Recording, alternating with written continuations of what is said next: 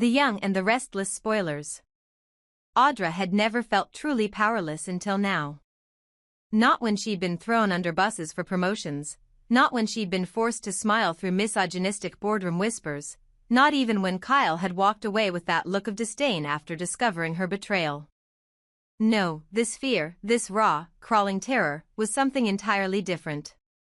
It seeped under her skin and made every nerve ache. Her hands trembled as she stared at the deep cuts healing along her palms.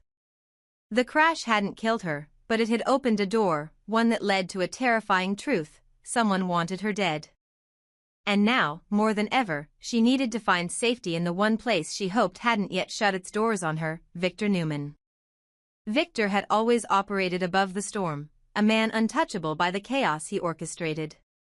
And Audra, clever and ruthless as she was, had been one of his most valuable pieces on the board. She had carried out his whispers, woven his intentions into actionable ruin, and positioned herself exactly where he needed her to be. But that game, their game, had changed.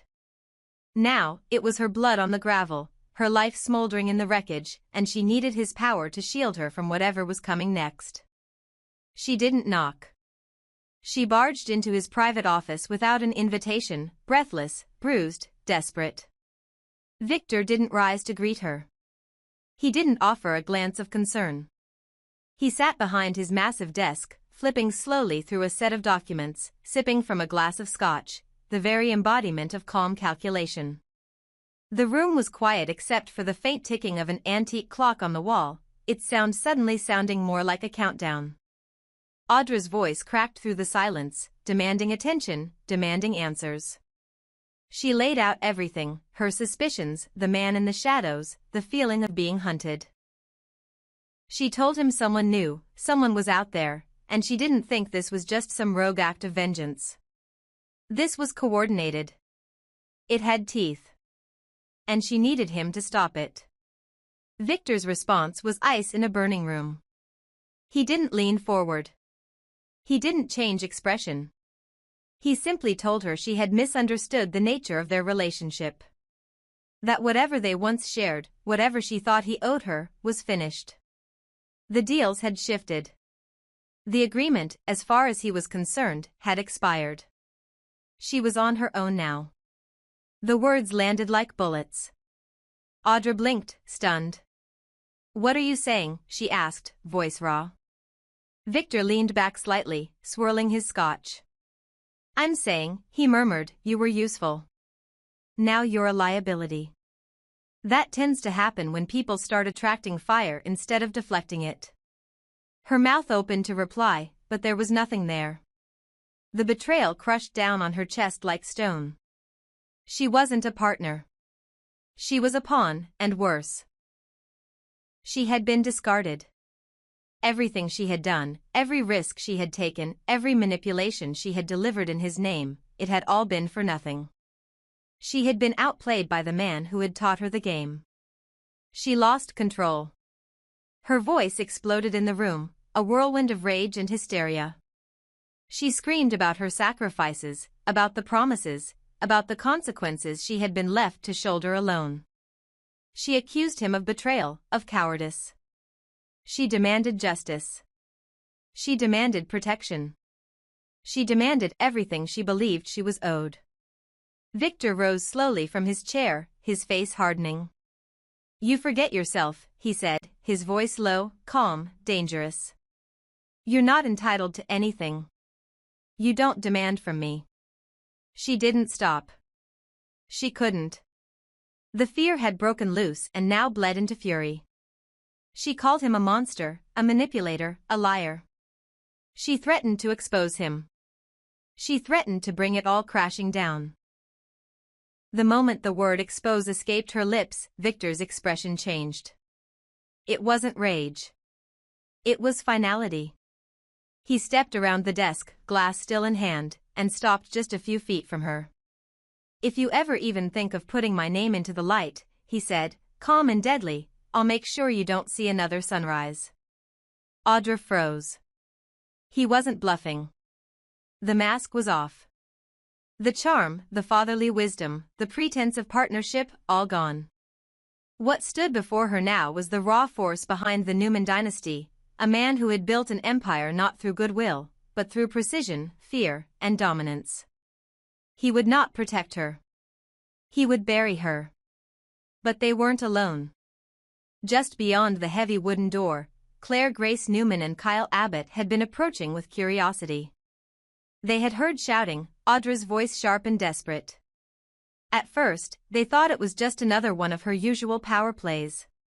But something about the panic in her tone had drawn them closer. They stopped at the door, unsure of whether to knock or retreat. Then they heard Victor's voice. Heard the threat. Heard the weight behind the words. Claire leaned closer to the door, holding her breath. Kyle hovered behind her, eyes dark with suspicion. They listened. Every word sank into them like poison. Victor Newman was the mastermind. The evidence that Kyle had been chasing, the gaps in the story, the inexplicable moves, it all made sense now. The betrayals, the deals, the chaos, it had all led back to him. Not Audra. She had merely been the storm's delivery system. The architect had always been Victor. Claire's face tightened, every muscle pulled taut. Her hands trembled against the door, not from fear, but from fury. Everything made sense now. Her life, her manipulation, her scars. She felt something inside her snapping into clarity. I'm going in, she whispered. But Kyle grabbed her wrist. No, he hissed. Not like this. She yanked her arm, eyes blazing. We can't let him. He'll shut it all down if we walk in now, Kyle warned. We need to be smart. We have to use this. This is our proof. Inside the room, Victor had returned to his seat, dismissing Audra with a wave of the hand, as if she were already a memory. Audra, humiliated and cornered, didn't have the strength to fight anymore. Her face was streaked with tears and smoke, her body still aching from the crash, but the pain now came from the betrayal. She had begged the devil for mercy, and found out even the devil had limits. Outside the door, Claire and Kyle exchanged a look. The war had changed. Audra was no longer the enemy. She was just another one of Victor's discarded weapons. The real threat sat behind that desk, sipping his scotch like nothing had happened. And now, he had two more enemies who would not be so easily silenced. The game had truly begun. Claire didn't realize how precise Victor's affection had been until she replayed every carefully staged moment and found the seam lines. How the hand on her shoulder always arrived the breath after humiliation, how the private assurances materialized only when a doubt had been sown, how the favor she didn't ask for would carry a cost she hadn't agreed to pay. The pattern was too perfect to be coincidence and too consistent to be care. The truth was a blade pressed flat against her spine, the grandfatherly warmth, the protective cadence, the elegant myth of legacy, all of it served a single architecture, his. The road she thought she was walking beside him had been a corridor he built around her, polished enough to feel like freedom, narrow enough to funnel her into obedience. And now that she could finally see the walls, she stopped moving. She stopped pleasing. She stopped explaining away the sharpness in his eyes when she hesitated, the sudden new obstacles that appeared whenever she reached for a door he didn't choose. She stopped being grateful for a leash that had always been disguised as a lifeline. In the hush that followed her realization, a strange calm pitched inside her chest. It didn't whisper forgiveness or peace, it simply removed the static. What remained was intention. She would not lunge, she would maneuver. She would not rage, she would rearrange the room until he had nowhere left to stand. This wasn't rebellion for its own sake. It was a correction. Every act he had buried under the language of family would be exhumed and counted in light. Behind Victor's office door, the air was still ringing from Audra's desperation and his threat, words Claire and Kyle had heard clearly enough to feel the temperature change in their bones. Victor always spoke softly when he meant harm, it was one of his oldest sleights of hand, the lullaby tone that masked the blade. Claire's first impulse was impact. Slam the door open, force the confrontation, demand names, demand the chain between orders and outcomes, demand the man in the dark hoodie and the road scattered with debris, the flame-torn car, the threat that wasn't a metaphor. But Kyle's hand closed around her wrist, not as control but as counterweight. He shook his head once, jaw tight, eyes already scanning the perimeter of the problem as if it were a hostile boardroom and not a family chamber where love had been weaponized. He quietly pulled her away from the seam of light under the door and, with a quiet finality that startled her, shut the outer corridor's fire door to end the eavesdropping and the temptation to burst in on Fury's timing instead of their own. The small echo of metal on metal felt like a gavel. It wasn't surrender, it was selection, the deliberate choice to fight on terrain of their making. In that instant Kyle's calculus clarified, Victor was the adversary, not simply an obstacle. And Audra, bloodied, shaken, used, was no longer the axis of Kyle's anger. She became a witness he intended to protect, a human fault line running straight into Victor's bedrock. The forgiveness that formed in him wasn't absolution or romance, it was a grim recognition that anger at a chess piece solved nothing when the hand that moved it was still at large. The next hours didn't unfurl, they tightened. Claire and Kyle left the executive floor with neutral faces and quiet steps, the way people depart awake. The elevator's mirror reflected two people who had just seen the inside of a machine and decided to break it. In the garage, the night air carried the scent of hot concrete and oil, an industrial kind of honesty that steadied Claire's breathing. Without preamble, they built a plan in low, even voices that never once rose into panic. First, containment. Audra had to be hidden in a place Victor wouldn't respect enough to search, somewhere beneath his contempt rather than beyond his reach. Kyle suggested a mid-tier corporate apartment leased under a shell vendor that invoiced Jabot for logistics audits. He could make it look like a forgotten sublet, coax the utilities back to hum, bring in a doctor who still liked Jack more than he feared Newman. Second, preservation. The office corridor camera would not help them. Victor didn't leave his own corridors unsecured and he certainly didn't leave his voice on the tape. But the building's freight elevator had an old motion-tripped sensor that logged timestamps to a maintenance server nobody bothered to migrate, a relic the new security firm hadn't clawed into the cloud. If someone had left Victor's floor by the service route around the time of Audra's crash or her visit, they'd have a window, and windows could be widened with the right leverage. Third, conversion. The masked man wasn't a ghost, he was payroll. Claire would work backwards from the road. Review city work orders on that stretch, accidental traffic advisory gaps, nearby private security footage from villa gates that faced the downslope trees. A face might still be hidden, but posture, gait, and habits were human signatures. A man who hides in a hood still has a way of standing when he believes he's alone. What Claire did next had none of the chaos of rage and all of its velocity. She went home and stripped her phone to bone, separated her private number, the one Victor's assistants texted with updates and selective courtesies, from a hard, quiet handset that could only call 3 people. She moved through her apartment with a certain ceremonial slowness, opening drawers and cabinets and cataloging everything that had ever been a gift from Victor. The fountain pen that wrote a letter she once believed mattered. The bracelet that arrived the morning after she compromised in a negotiation she had won cleanly. The book with the inscription about potential that didn't age well under lamplight. She placed them all in a box without bitterness, sealed the lid, and slid it to the top shelf of a closet.